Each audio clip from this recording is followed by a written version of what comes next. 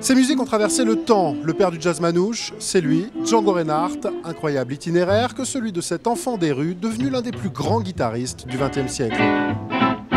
Étrangement, c'est par un malheur que tout commence. Un jour qu'il rentrait chez lui dans sa roulotte, la roulotte a pris feu et il a été grièvement brûlé dans cet incendie et il a perdu l'usage de 2 doigts. Il a réappris à jouer, il s'est reforgé une technique, il a tout compensé avec les 2 doigts qui lui restaient, l'index et le majeur. Et c'est dans les années 30 qu'il invente avec le violoniste Stéphane Grappelli ce qu'on appellera ensuite le jazz manouche. Un jazz qui se joue sans tambour ni trompette, c'est-à-dire sans les instruments typiques du jazz de l'époque, qui les impose comme des créateurs à part entière de cette musique.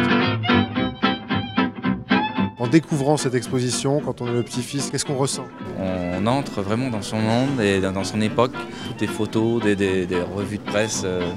J'aime beaucoup le travail qui a été fait. Un travail de mémoire qui plaît beaucoup à la jeune génération pour qui Django reste une légende et une source d'inspiration. Moi je l'aime, c'est mon idole depuis 20 ans, mais je l'écoute encore. On passe des soirées avec les copains à écouter du Django toute la nuit, notamment dans le tourbus en tournée. Et on découvre encore des choses dans ses solos, dans ses improvisations. Et pour que le match soit parfait, des concerts sont justement prévus ici à la Cité de la Musique jusqu'à mardi. Ce soir, c'est Thomas Dutronc qui s'y colle. Quant à l'exposition, elle reste visible du public jusqu'au 23 janvier 2013.